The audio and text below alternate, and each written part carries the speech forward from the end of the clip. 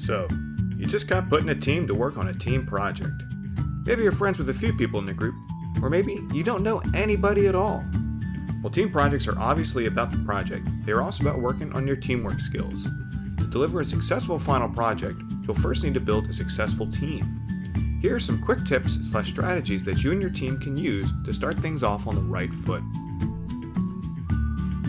To get things started, you and your team should start by creating a shared drive, such as Google Drive, where you and your teammates can share your work with one another. In that drive, you should create a document where you can set an agenda and take notes. Taking notes is a very helpful way to assign tasks and keep ideas and action items organized for everyone in the team to see.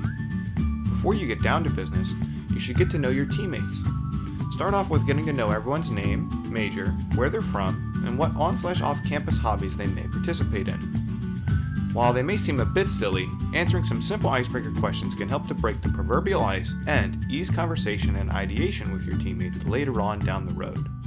Perhaps you could discuss what superpower you wish you had, where your dream travel destination might be, or what your dream job was when you were 5 years old. Make it silly and make it fun.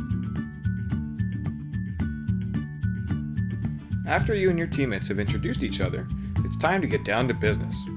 You and your team should work on building a team charter to set team norms and expectations. First thing you should do is collect each other's contact information and your preferred communication method. After that, you should conduct a when to meet poll so that you and your teammates can set up a regular meeting time each week. Discuss the timing of these meetings and what your rough plan is for them. Once you've got that done, you and your teammates should begin to discuss each other's strengths and what resources you might have available to contribute to the project. Remember, the purpose of school is to learn, so you should make sure not to just stick with what you are already good at, but you should try to learn some new skills. With all of this information in hand, you and your team can begin to discuss your team structure/what roles you might try and fulfill in the project. Last but not least, you and your team should spend some time brainstorming ideas for the project. To start, you should spend a few minutes working on your ideas individually. Use images and sketches to help give life to your ideas.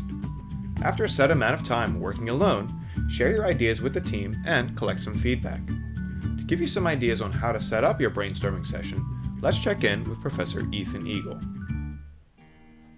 Yeah, so I have a lot of experience here in terms of like timing and facilitation. And so there's a couple of things. I think I have 3 goals for this. The first would be just some things that are, inspiration. So, a Rube Goldberg machine isn't going to necessarily be entirely new or novel, but we need it to achieve like a certain number of objectives. So I think just spending 5 minutes doing some Google image searches about like what's inspiring us, and then having I think it's called a mood board, but like what are the things that when we see them we're like, hey, this is kind of cool, or like I want to try that, or I might fuse a couple of these ideas together in order to get what it is that I want to make.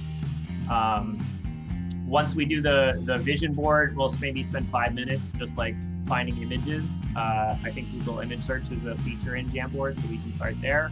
The next thing I would do, the next kind of slide might be our constraints. So what's the scale and scope and size that like we think we can build in.